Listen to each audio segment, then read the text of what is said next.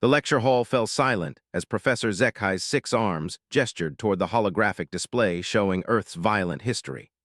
The Galactic Academy's most prestigious xenobiology course had drawn students from across the known galaxy, but today's topic made even the battle-hardened Krillian warriors shift uncomfortably in their seats.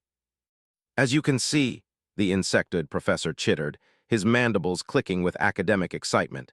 The human homeworld, designated as Terra by its inhabitants, maintains a Class 12 Deathworld rating, the highest on our scale. A collective murmur rippled through the amphitheater. Students from dozens of species, the crystalline Vorthan, the gaseous Nelhari, the reptilian Skatar, all turned their various sensory organs toward the lone human sitting in the back row. Marcus Chen had grown accustomed to the stares during his 3 years at the academy, but he still felt the familiar weight of being the only representative of his species.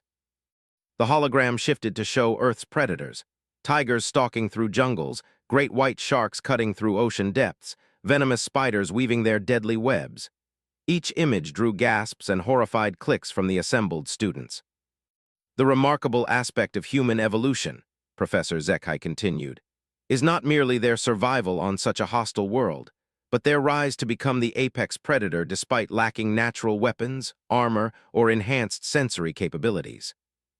A Vorthan student, her crystalline form refracting the lecture hall's lights into rainbow patterns, raised what might have been considered a hand. "Professor, how did such a fragile-looking species manage to dominate their environment? Their bone density is inferior to ours, their sensory range is limited, and they lack any obvious defensive capabilities." Marcus suppressed a chuckle. These academic discussions about humanity always amused him. The other students spoke about his species like they were examining ancient artifacts, rather than discussing the person sitting 3 rows behind them. "An excellent question, Student Lyrath," the professor replied. "The answer lies not in their physical attributes, but in their psychological adaptations. Humans develop what we term predator persistence, the ability to pursue prey across vast distances and time periods.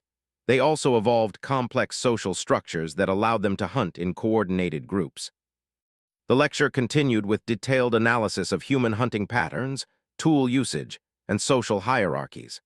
Marcus found himself taking notes on his own species, fascinated by the academic perspective on traits he'd always taken for granted.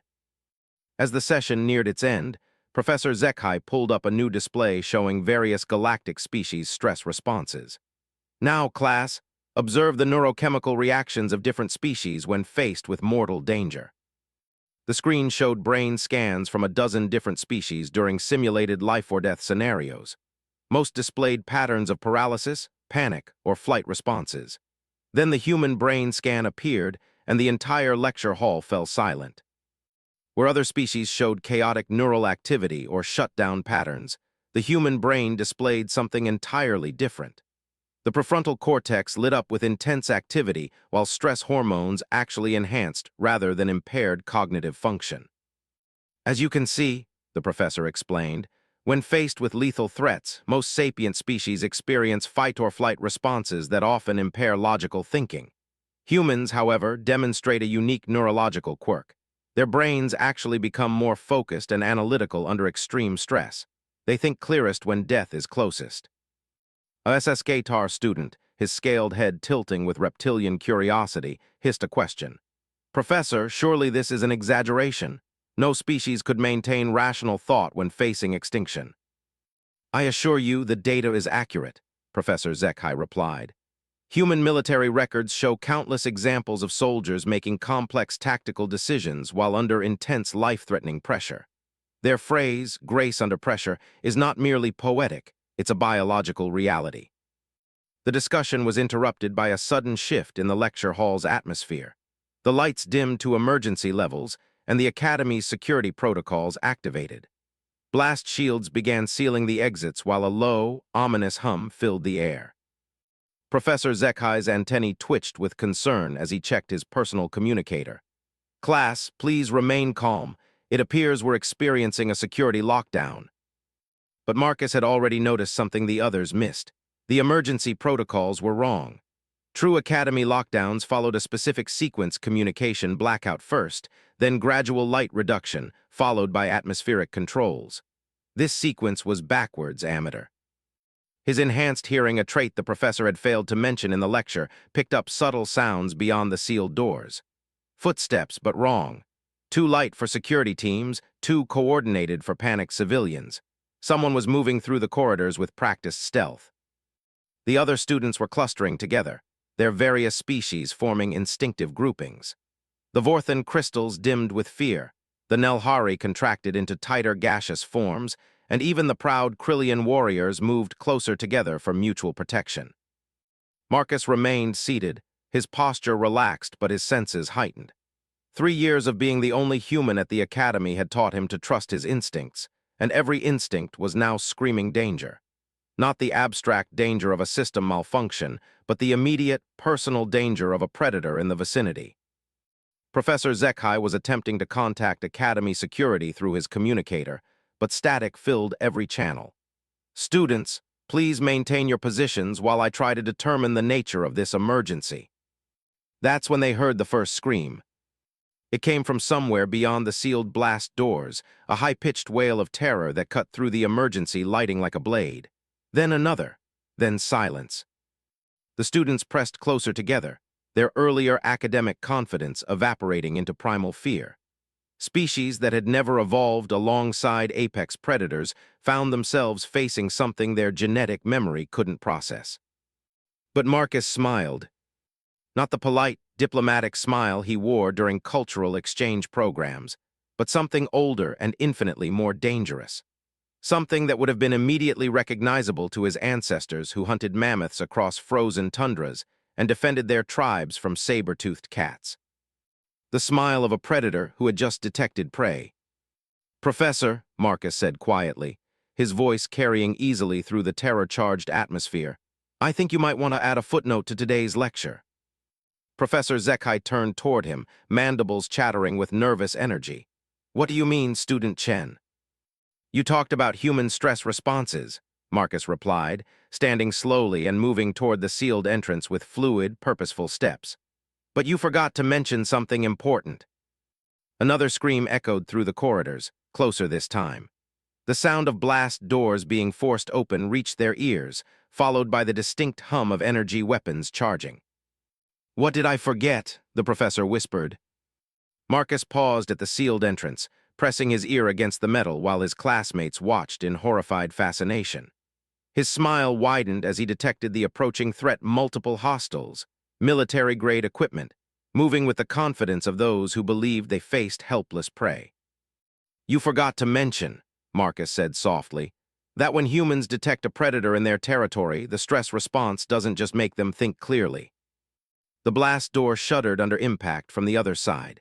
Energy weapons began cutting through the reinforced metal, sending sparks cascading across the lecture hall floor. "It makes them excited." The cutting stopped. Footsteps approached the weakened door. Marcus could hear hushed voices speaking in a dialect he didn't recognize, but the tone was universal: predators discussing their anticipated prey. He looked back at his classmates, these brilliant young beings from across the galaxy who had spent their lives studying the universe from the safety of their civilized worlds. They had no context for what was about to happen, no genetic memory of what humans became when their ancient programming activated. "Class dismissed," Marcus said cheerfully. The blast door exploded inward. Through the smoking entrance came 3 figures in military-grade combat suits, their faces hidden behind tactical masks, but their weapons clearly visible. Advanced pulse rifles, military shields, and the confident movements of experienced killers. They stepped into the lecture hall expecting to find terrified civilians cowering in academic robes. Instead, they found something that made the lead attacker pause mid-step. A human standing alone between them and their intended targets. Not cowering, not fleeing, not even looking particularly concerned. Still smiling. "Gentlemen," Marcus said conversationally, "I think you've made a mistake." The lead attacker raised his weapon. "Stand aside, Deathworlder, we're not here for you." Marcus tilted his head slightly, a gesture that somehow managed to be both curious and deeply unsettling. "Oh, but that's where you're wrong." Behind him, his classmates watched in stunned silence as their human colleague stepped forward rather than back. They had spent the entire semester studying theoretical predator behaviors, but none of their academic preparation had prepared them for witnessing the real thing. "You see," Marcus continued, moving closer to the armed intruders with the casual confidence of someone approaching old friends, "you've entered my classroom. These are my classmates, my professor." The attacker's weapons tracked his movement, but something in his demeanor made them hesitate. They had studied the Academy's population, planned for various species' likely responses to their assault. They had not planned for this. "That makes this personal." The first attacker's finger tightened on his weapon trigger. Marcus was no longer smiling. What happened next would be discussed in xenobiology classes for generations to come, though no recording equipment in the lecture hall survived to capture the details. The security feeds mysteriously malfunctioned, and the only witnesses were too shocked to provide coherent accounts for several days. But every student present learned something that day that no textbook could have taught them. They learned why humans called their world home, and why the rest of the galaxy classified it as hell. The silence that followed lasted exactly 3 heartbeats. On the first heartbeat, the lead attacker's neural pathways processed the impossible sight before him, a human who had stepped toward weapons instead of away from them. On the second heartbeat, Marcus Chen's body completed its transformation from academic student to something far older and infinitely more dangerous. On the third heartbeat, chaos erupted. Marcus moved with a speed that defied every academic study the attackers had reviewed about human limitations.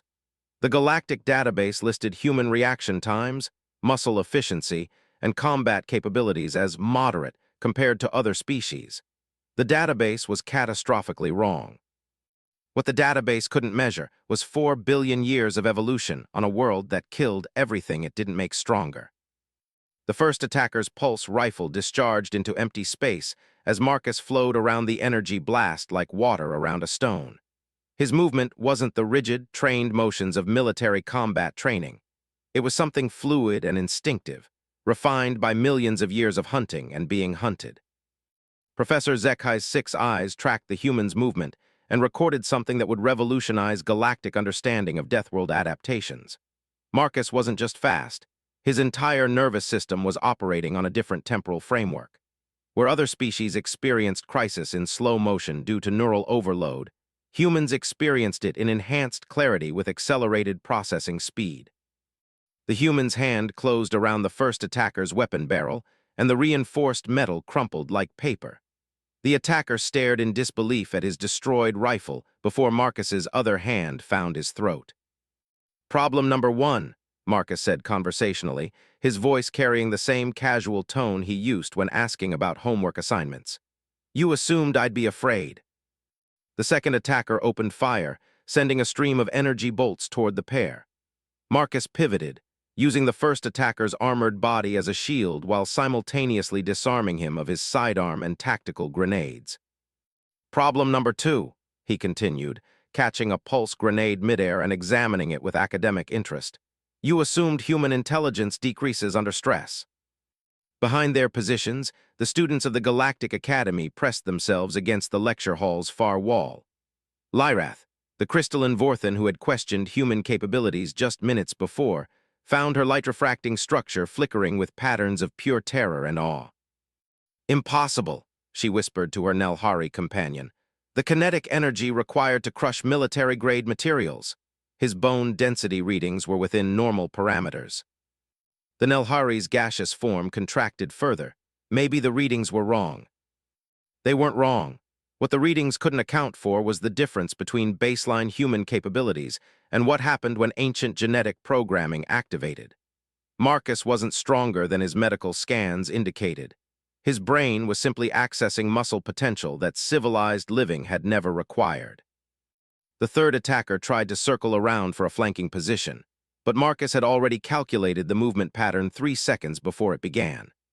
Human pattern recognition, evolved through countless generations of tracking prey across varied terrain, made most military tactics laughably predictable.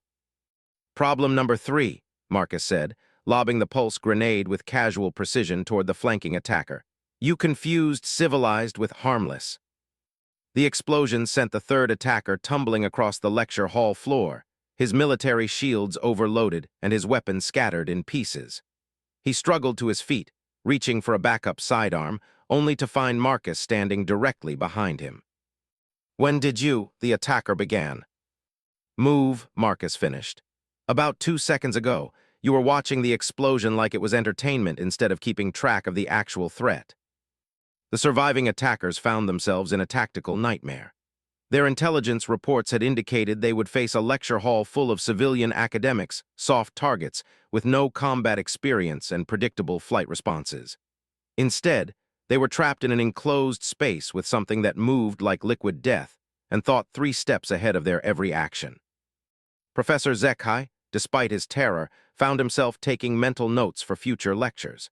Every assumption about human limitation was being systematically dismantled before his eyes. The human student wasn't displaying superhuman abilities. He was demonstrating that humanity's baseline was far beyond what galactic science had measured. Marcus glanced toward his professor and classmates, ensuring they remained safely positioned, before turning his attention back to the remaining attackers. His expression remained calm, almost thoughtful. "Now then," he said, addressing the 2 surviving intruders who were attempting to regroup near the lecture hall's entrance. "I believe you gentlemen owe my classmates an explanation." The lead attacker, still nursing his damaged throat, managed to rasp a response. "This is academy business, not yours." "Everything that happens in this classroom is my business," Marcus replied. He moved closer, and both attackers raised their remaining weapons. "See, you've made a fundamental error in understanding human psychology." Energy bolts streaked toward him again, but Marcus was no longer where they had aimed. He appeared between the 2 attackers, moving with the kind of spatial awareness that came from a species that had to navigate 3-dimensional hunting grounds while avoiding becoming someone else's meal. "You assumed," he continued, disarming both attackers with movements too quick for their targeting systems to track, "that humans are territorial like most species, defending specific locations or resources." Both attackers found themselves weaponless, their military-grade equipment scattered across the lecture hall floor like broken toys. They backed toward the blasted entrance, but Marcus simply paced them, maintaining perfect distance. "But human territorialism isn't about places," Marcus explained, his tone taking on the patient quality of someone delivering a lecture. "It's about pack bonds." The lead attacker stumbled over debris from their own explosive entrance. "What are you talking about?" Marcus gestured toward his classmates, still huddled against the far wall but watching with rapt attention. "These people spent the last 3 years accepting me despite being the only human in a galactic academy. They shared their knowledge, included me in their study groups, treated me like family despite every biological and cultural difference imaginable."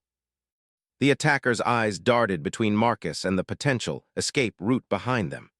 The corridor beyond was filled with emergency lighting and the sound of distant security alarms, but it represented their only chance of survival. "You threatened my pack," Marcus said simply. The words carried a finality that made every student in the lecture hall understand something fundamental about human nature. This wasn't anger or heroism or any of the complex emotions they had studied in xenopsychology classes. This was biology. "I wasn't joking earlier," Marcus continued, moving to block their retreat route, "about being excited." Professor Zekhai would later describe what happened next as the most educational moment of his career.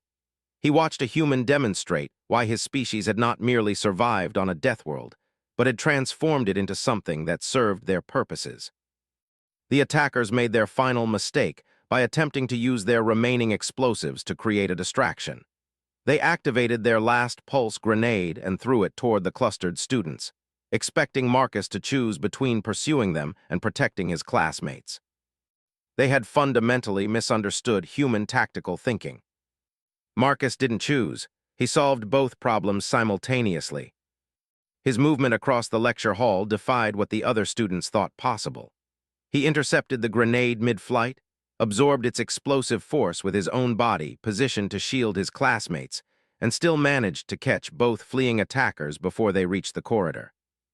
When the smoke cleared, Marcus stood in the damaged entrance holding both unconscious attackers by their combat gear. His clothing was singed from the explosion, but he appeared otherwise unharmed. The lecture hall fell silent, except for the distant wail of Academy security alarms. Fascinating, Professor Zekhai whispered, his academic mind racing to process what he had witnessed. Absolutely fascinating. Marcus looked back at his classmates, his expression returning to the mild, friendly demeanor they knew from study sessions and group projects. Sorry about the interruption, Professor. Where were we in the lesson? Lyrath's crystalline form was refracting light in patterns that indicated complete cognitive overload. You intercepted an explosive device with your bare hands. Oh, that, Marcus said, dragging the unconscious attackers into the corridor where Academy security could collect them. Professor Zekhai was actually understating things in his lecture. Human stress responses don't just improve cognitive function. He returned to his seat in the back row, pulling out his note-taking device as if nothing unusual had occurred. They also temporarily override our brain's safety limiters for muscle output and pain reception. Very handy in survival situations. The SS Gatar student who had questioned human capabilities earlier found his voice. Your people are terrifying. Marcus considered this seriously before responding. Only when we need to be. The rest of the time, we're actually quite social and peaceful. It's just that we evolved the ability to switch between states as needed. Professor Zekhai realized that his carefully prepared lecture on human Deathworld adaptations had been completely inadequate. Every textbook in the Galactic Academy would need to be revised. Class, he announced, his voice shaking slightly. I believe we need to schedule several additional sessions on this topic. Academy security forces finally breached the lecture hall, expecting to find casualties and destruction. Instead, they found a room full of shaken but unharmed students, an excited professor taking notes, and one human calmly organizing his study materials. The attackers were found unconscious in the corridor, neatly arranged for collection. What happened here? The security chief demanded. Professor Zekhai looked at Marcus, who simply shrugged. Educational demonstration, the professor replied. Very effective teaching method. The security chief began examining the destroyed weapons and blast damage, trying to reconstruct the incident. But his attention kept returning to the human student who was quietly reviewing his notes on Deathworld evolution. Sir, one of the security officers reported, we're finding evidence of military-grade weapons deployment, but all the damage appears to have been inflicted on the attackers rather than the occupants. The security chief stared at Marcus. You're telling me one student neutralized a 3-person assault team? Actually, Marcus said politely, it was more like a practical exam. As Academy security processed the scene and statements from witnesses, word began spreading through the Galactic Academy's communication networks. The story grew with each telling, but the core facts remained consistent. A human had protected his classmates. The universe took note. And in classrooms across a dozen worlds, professors began updating their lesson plans about Deathworld species and the beings that called them home. The aftermath of what Academy records officially listed as Security Incident 247 Delta rippled through the galactic educational system like a shockwave through deep space. 3 days after the attack, Marcus Chen found himself sitting in Administrator Velter's office, surrounded by holographic displays showing incident reports, medical scans, and tactical analyses. The spider-like administrator's 8 eyes studied various data streams while 2 of her appendages worked at different control interfaces. Student Chen, Administrator Velter began, her voice carrying the harmonics of deep concern. Your actions during the incident have created what we might diplomatically call complications. Marcus maintained his usual polite expression. I'm sorry to hear that, Administrator. Was there something incorrect about my response to the threat? Incorrect. One of Velter's eyes focused directly on him while the others continued monitoring data. Student Chen, you neutralized a military assault team using nothing but classroom furniture and improvised tactics. Our security analysis indicates these attackers were equipped with weapons capable of leveling entire city blocks. Yes, ma'am, that seemed to be their intent. And you stopped them with your bare hands.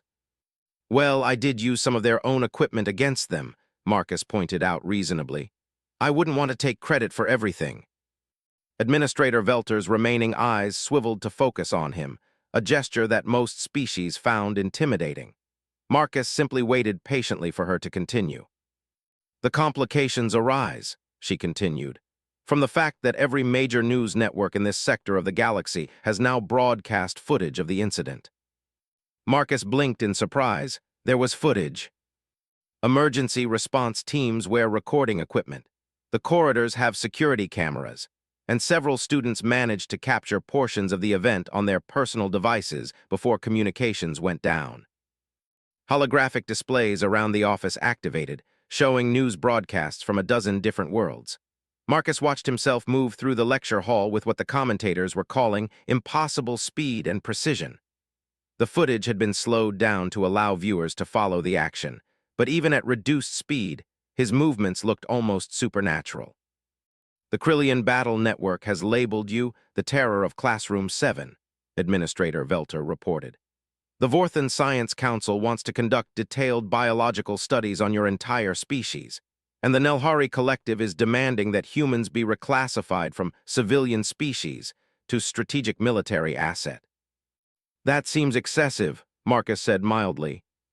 The Galactic Defense Consortium has officially requested permission to recruit human soldiers for their Special Forces divisions. I'm just a xenobiology student. Student Chen, Administrator Velter leaned forward, her multiple appendages creating complex gestural patterns. In the past 72 hours, 17 different species have submitted formal requests to establish diplomatic contact with Earth. The human embassy has been flooded with communications. Your homeworld's government is apparently confused and slightly concerned by the sudden galactic attention. Marcus felt a familiar sinking sensation. How concerned? They're sending an investigative team to determine what happened here and why their quiet academic exchange student is being discussed in the same tactical briefings as planetary defense systems. The holographic displays shifted to show Earth's response to the galactic attention. News anchors on human networks were discussing the Academy incident with a mixture of pride and bewilderment. Military analysts were debating whether Marcus's actions represented typical human capability or exceptional individual performance. The problem, Administrator Velter continued, is that your actions have forced every species in the galaxy to reconsider their understanding of human nature. Our xenobiology departments are in chaos.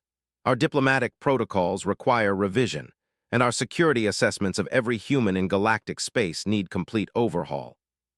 Marcus watched footage of himself disarming the attackers, and he had to admit the visual was rather dramatic when viewed from an outside perspective. Administrator, I really was just protecting my classmates. Yes, and that's perhaps the most disturbing aspect of this entire situation. Disturbing. Student Chen, our psychological analysis indicates that you displayed no signs of enhanced aggression, battle fury, or combat conditioning. Your biometric readings during the incident were consistent with mild concern rather than combat stress. You neutralized 3 armed attackers while maintaining what appears to be casual conversation.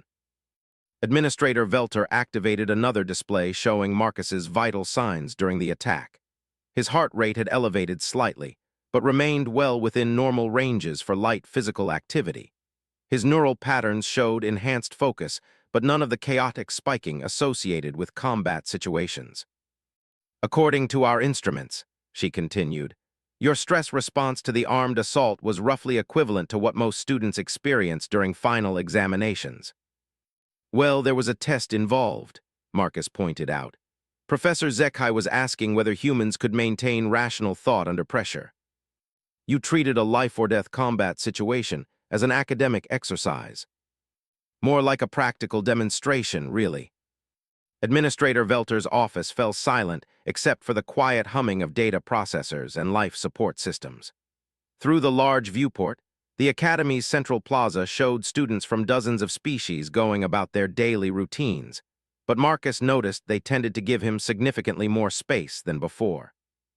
The other complication, Administrator Velter said eventually, involves your classmates. Are they okay? I tried to make sure none of them were injured. Physically, they're fine. Psychologically, She activated another set of displays showing interview recordings with the students who had witnessed the incident. Student Lyrath has requested transfer to Advanced Human Studies. Student Kostal wants to change his major to Deathworld Survival Techniques. And Professor Zekhai has submitted a research proposal for a comprehensive study of human combat psychology. Marcus watched his Vorthan classmate explaining to an interviewer that everything we thought we understood about Deathworld species was fundamentally incorrect. Her crystalline structure was displaying excitement patterns that made her look like a living light show.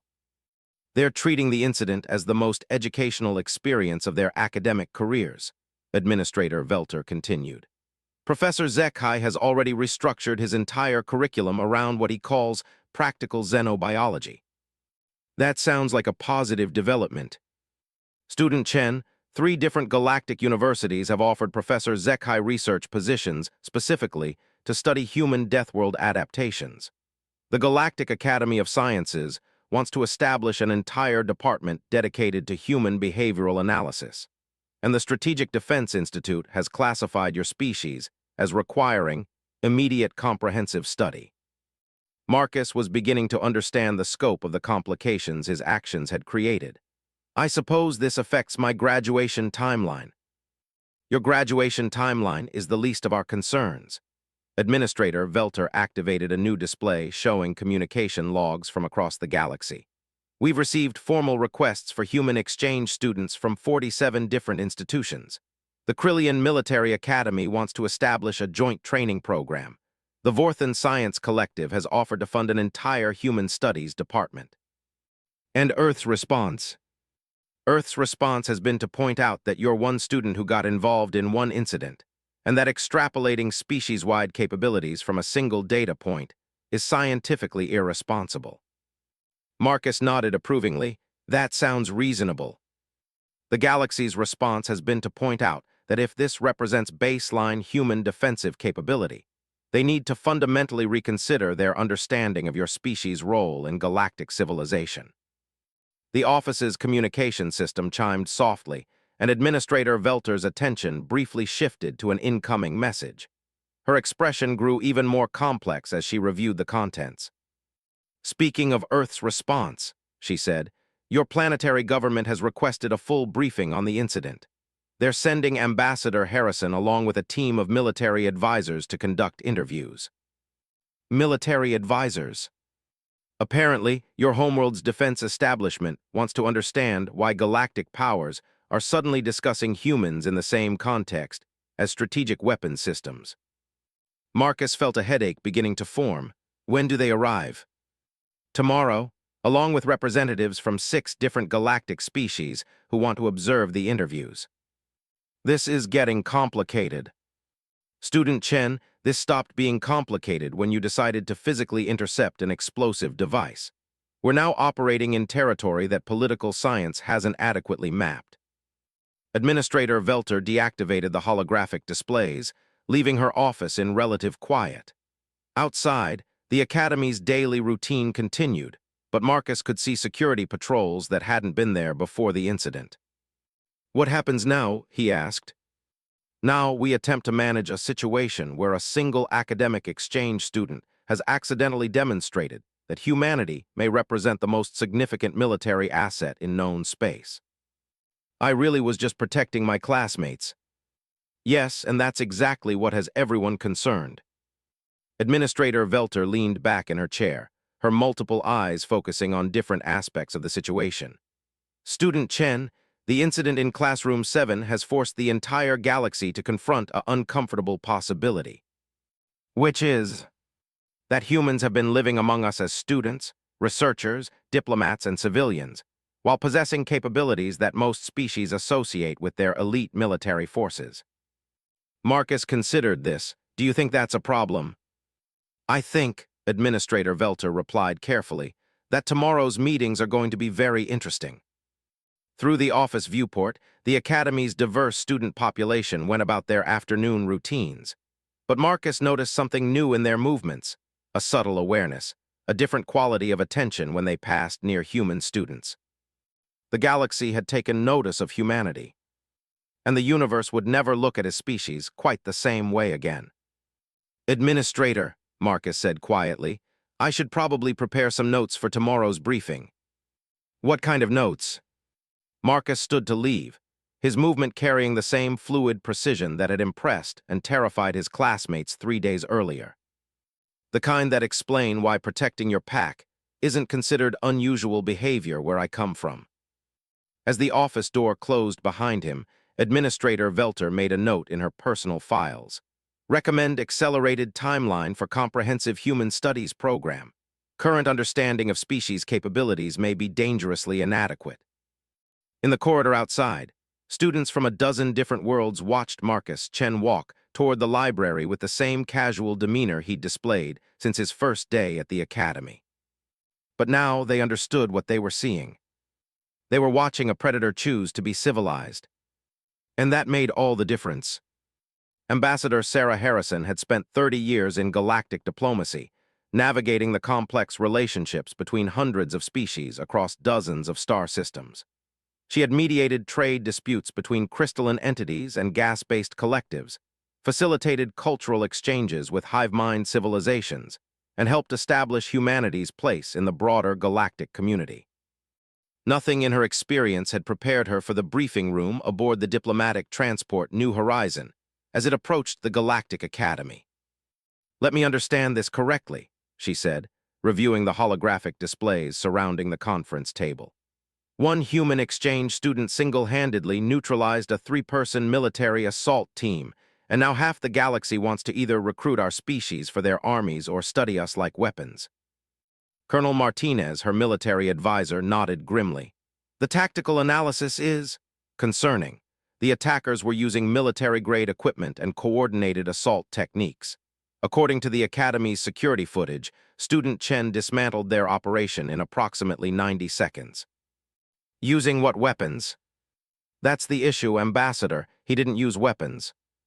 Dr. Sarah Kim, the mission's xenobiology specialist, activated another display showing Marcus's biometric data during the incident. The really disturbing aspect is his physiological response. His stress indicators barely registered above baseline. He was essentially having a casual conversation while simultaneously disarming trained combatants. Ambassador Harrison studied the footage of Marcus moving through the lecture hall with fluid precision. Even slowed down for analysis, his movements seemed to defy what she understood about human limitations. Is this representative of normal human capability? She asked. Colonel Martinez exchanged glances with Dr. Kim. Ma'am, we've run this question past every military consultant on Earth. The consensus is complicated. Explain. Student Chen isn't special forces trained. His physical fitness scores are good but not exceptional. His psychological profile indicates a preference for academic pursuits and cooperative problem-solving. By every metric we have, he should be a completely average civilian. But the performance we're seeing suggests that our metrics might be fundamentally inadequate.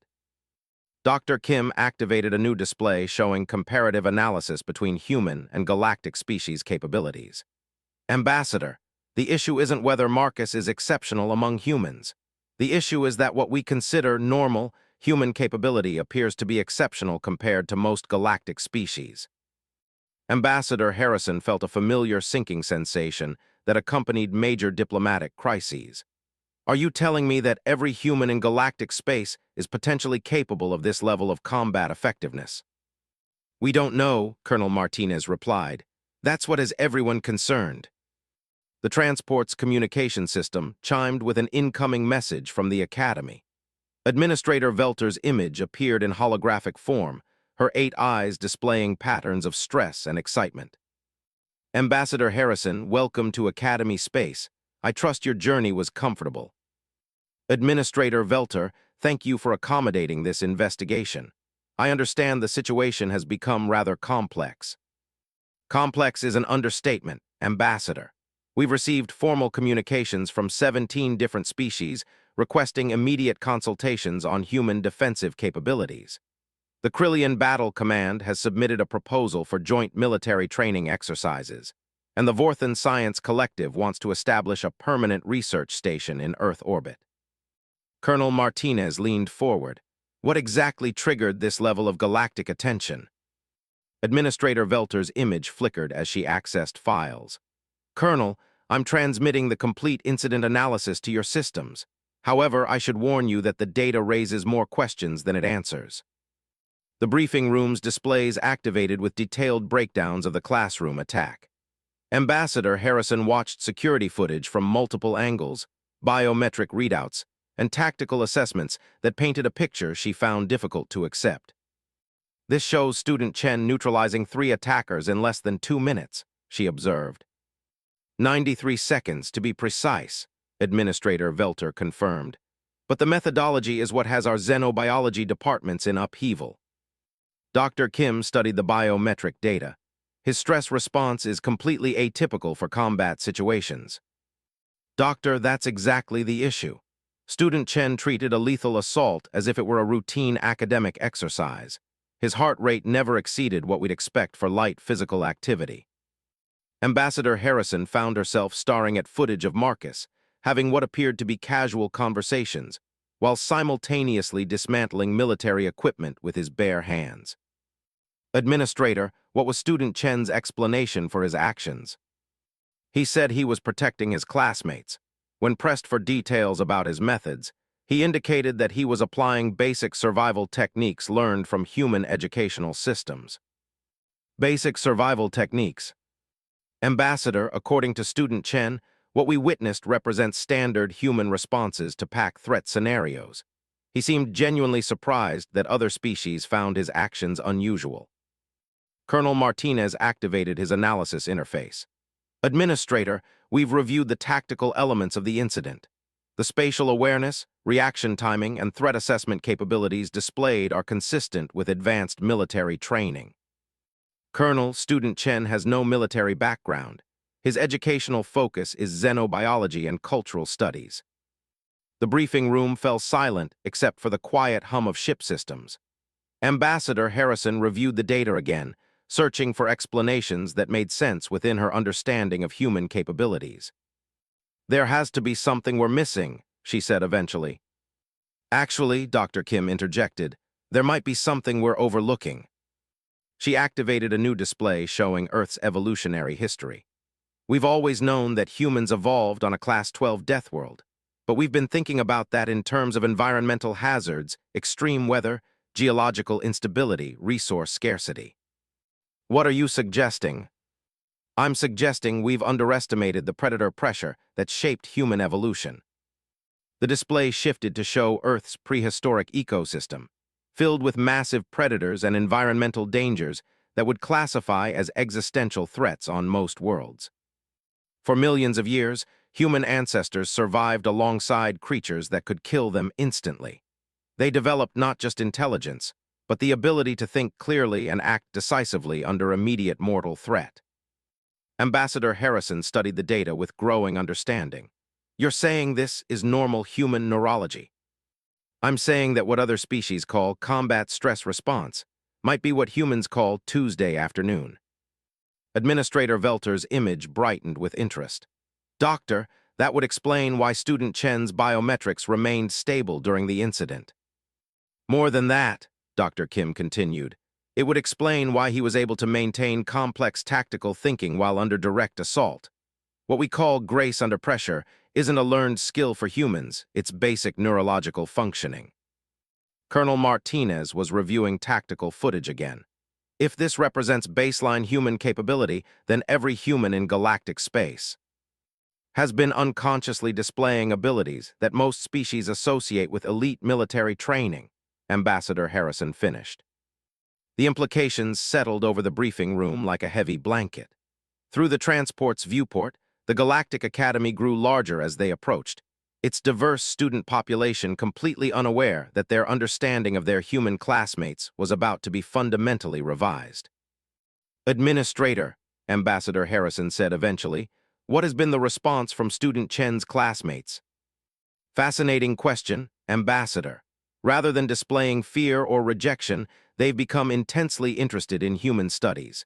Student Lyrath has requested permission to visit Earth for cultural exchange. Professor Zekhai wants to establish a comparative Deathworld evolution program. They're not afraid. Ambassador, they're academics. They're excited. Dr. Kim laughed quietly. Of course they are. From their perspective, they've just discovered that their study partner represents one of the most successful predator species in galactic history.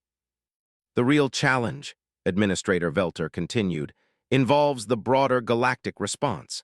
Military commands are requesting information about human defensive capabilities. Science councils want comprehensive studies of human neurological adaptations, and diplomatic services are attempting to categorize humanity's role in galactic civilization. Ambassador Harrison felt the weight of unintended consequences, all because one student protected his classmates. All because one student demonstrated that humanity's baseline capabilities may exceed most species' military training. The transport's navigation system announced their arrival at the Academy docking facility. Through the viewport, Ambassador Harrison could see the massive structure that housed thousands of students from across the galaxy, all pursuing knowledge and understanding in an environment of peaceful cooperation. Administrator, how do we handle the interviews with Student Chen? Carefully, Ambassador, very carefully. Any specific recommendations?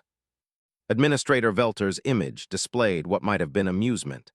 I recommend approaching him exactly as you would any other exchange student. He responds well to direct questions and academic curiosity. And the military assessment. Colonel Martinez, I suggest remembering that Student Chen views himself as a xenobiology major who got involved in an unusual classroom situation. He has no apparent understanding of the broader implications of his actions. As the transport completed docking procedures, Ambassador Harrison reviewed her mission objectives one final time. She had come to investigate a minor incident at a galactic academy. Instead, she was about to conduct the most important interview in human diplomatic history. Team, she announced, remember that we're here to gather information, not to validate galactic assumptions about human capabilities. What if the galactic assumptions turn out to be correct? Colonel Martinez asked. Ambassador Harrison watched Academy security personnel preparing to escort them to the briefing facilities. Then, we're going to have a very interesting conversation with Earth Command about humanity's future role in galactic civilization. The transport's airlock opened, and Ambassador Harrison stepped into a universe that had suddenly become much more complicated. Behind her, the mission team followed, each carrying equipment designed to measure and analyze the truth about human nature. Ahead of them waited Marcus Chen, a quiet student who had accidentally demonstrated that humanity might be the most formidable species in known space. And none of them were entirely prepared for what they were about to discover.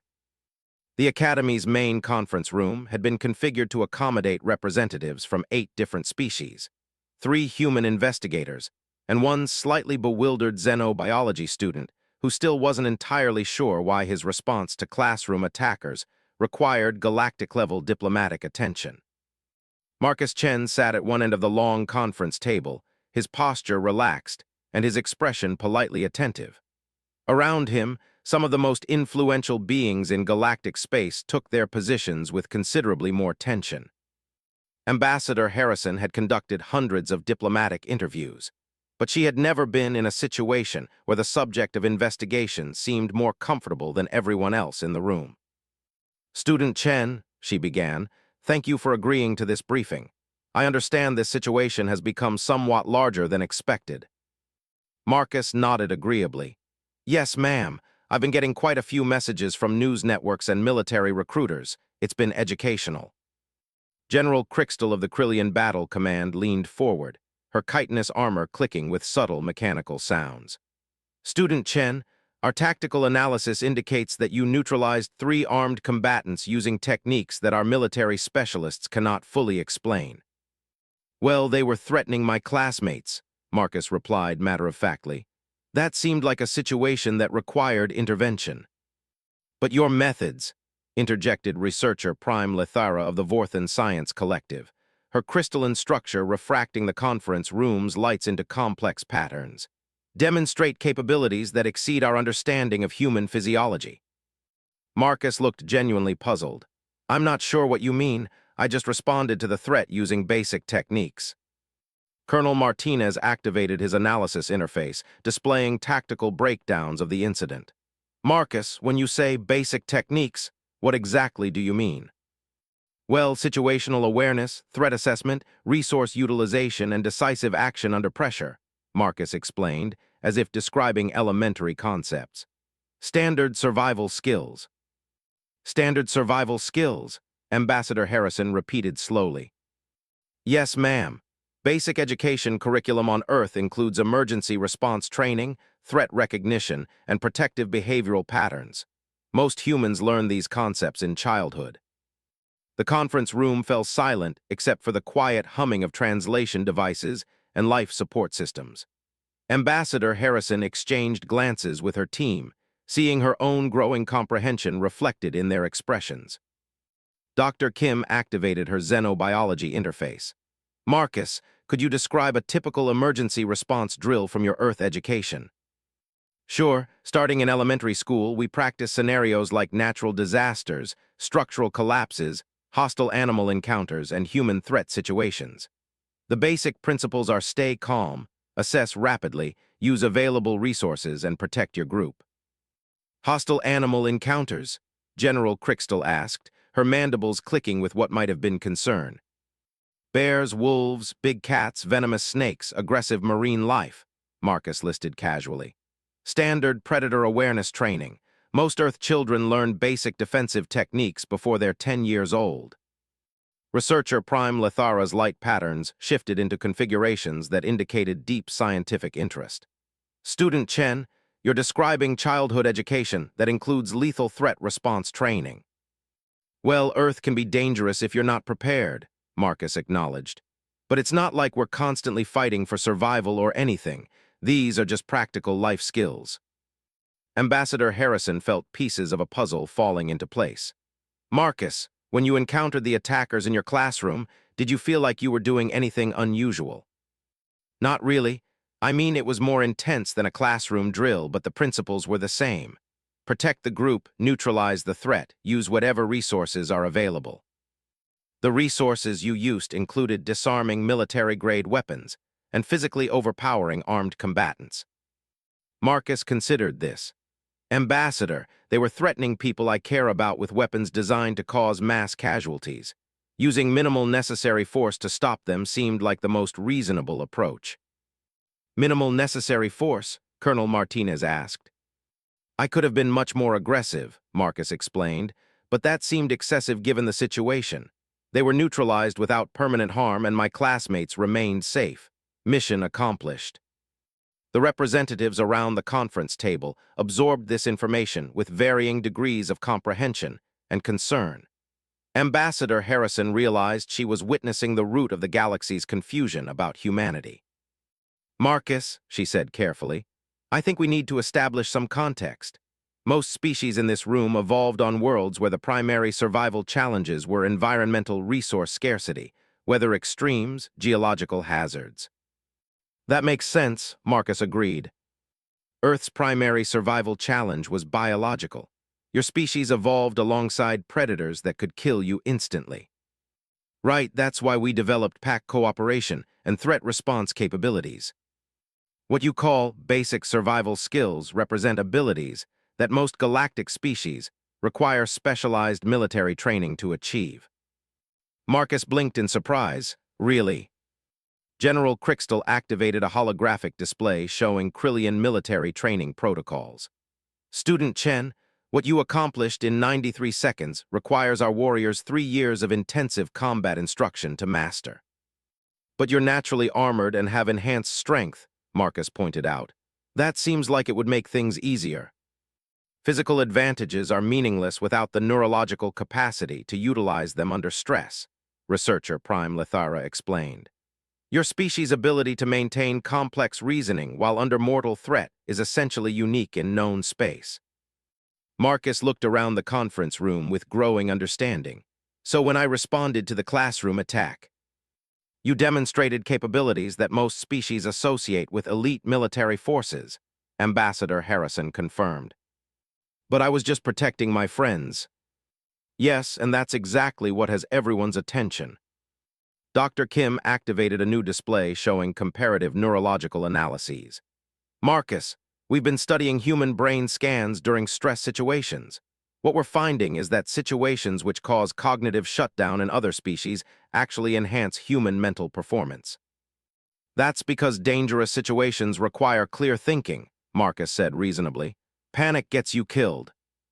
Most species experience panic as an involuntary neurological response to mortal threat. Humans develop the opposite response. We think clearest when death is closest. The conference room absorbed this information in contemplative silence. Through the large viewport, the Academy's central plaza showed students from dozens of worlds pursuing their studies in peaceful cooperation, unaware that they were witnessing a fundamental shift in galactic understanding. Ambassador Harrison reviewed her notes, realizing that her mission objectives had completely changed. Marcus, I need to ask you about something specific. Do you believe your response to the classroom incident was typical for humans in similar situations? Marcus considered the question seriously. I think most humans would have responded to protect their friends. The specific techniques might vary based on individual training and experience, but the basic protective instinct is pretty universal. Every human in galactic space would probably react similarly if their pack was threatened. Yes, ma'am. General Crystal's armor clinked as she shifted position. Ambassador Harrison, do you understand the implications of what Student Chen is describing? Ambassador Harrison did understand, and the implications were staggering. Humanity had been integrated into galactic civilization as a peaceful, cooperative species interested in cultural exchange and scientific advancement. What Marcus was describing suggested that every human diplomat, researcher, student, and civilian in galactic space possessed capabilities that most species required military-grade enhancement to achieve. Marcus, she said eventually, how do you think this information should be handled? Well, it seems like it would be useful for improving interspecies understanding, Marcus replied. Maybe we could develop better educational exchange programs that account for different evolutionary backgrounds. You're not concerned about how other species might react to learning about human capabilities. Marcus looked around the conference room, taking in the assembled representatives who were watching him with expressions ranging from scientific fascination to strategic concern. These people are my friends and colleagues, he said simply. Professor Zekhai has been an excellent instructor. Student Lyrath helped me understand crystalline mathematics. General Crystal's people have shared fascinating insights about cooperative military strategies. He paused, organizing his thoughts with the same methodical approach he applied to xenobiology research. I think, he continued, that understanding each other better can only improve our relationships. Yes, humans evolved differently than most species, but we chose to use those evolutionary advantages to protect and cooperate rather than to dominate or exploit. And if some species find human capabilities intimidating, Ambassador Harrison asked, then we demonstrate through our actions that they have nothing to fear from us, Marcus replied. The same way my classmates learned that I was still the same person after the incident, just with a better understanding of my background. Researcher Prime Lethara's crystalline structure brightened with what appeared to be approval. Student Chen raises an important point. The incident has not decreased interspecies cooperation at the Academy. If anything, it has increased scientific collaboration and cultural exchange. Because knowledge replaces fear, Marcus added. When people understand why humans respond the way we do, they can work with us more effectively rather than being surprised by our capabilities. Ambassador Harrison realized that Marcus had just provided the framework for humanity's future relationship with galactic civilization, not as a species to be feared or recruited as weapons, but as beings whose unique evolutionary background enabled them to serve as protectors and partners in the broader galactic community. One final question, she said. What do you want to do with your life, Marcus? Marcus smiled, and for the first time since the interview began, he looked like the young student he was rather than a representative of humanity's place in the universe. I want to finish my xenobiology degree, he said. There's so much to learn about how different species evolved and adapted to their environments, and I think human perspectives might be useful in developing better interspecies cooperation protocols. Any interest in military or security work? General Crixtal asked. Only in the context of protecting people who need protection, Marcus replied. But I think I can do more good by helping different species understand each other better. Ambassador Harrison closed her files and looked around the conference room. I think we have everything we need for our report to Earth Command. As the formal interview concluded and representatives began making their departures, Marcus gathered his academic materials with the same casual efficiency he displayed throughout the session. Ambassador, he said before leaving, will this affect other human exchange students? I suspect it will improve their experiences significantly, she replied. Understanding tends to make cooperation easier. Good, I'd hate for my classmates' misconceptions to cause problems for other humans. As Marcus left the conference room, Ambassador Harrison turned to her team. Recommendations. Accelerated cultural exchange programs, Dr. Kim suggested immediately. If human capabilities are this misunderstood, we need better interspecies education. Agreed, Colonel Martinez added, but also enhanced protective protocols for human civilians in galactic space. If they're all capable of this level of defensive response, they're going to be targets for recruitment or exploitation. And comprehensive review of our integration policies, Ambassador Harrison concluded. We've been representing humanity as a peaceful civilian species when we should have been explaining that we're a peaceful species with exceptional defensive capabilities. Through the conference room's viewport, she could see Marcus crossing the Academy's central plaza, stopping to chat with his Vorthan study partner about their upcoming examinations. Two species from completely different evolutionary backgrounds, working together to advance their mutual understanding of the universe. It was, Ambassador Harrison realized, exactly what Marcus had said it would be. Knowledge replacing fear, cooperation enhanced by understanding, and humanity finding its place in the galaxy not as conquerors or weapons, but as the friends and protectors they had always chosen to be. In the days that followed, the galaxy began to understand what Marcus Chen had demonstrated in that classroom. Humans were dangerous when threatened, but they had chosen to be kind instead. And that choice made all the difference in the universe.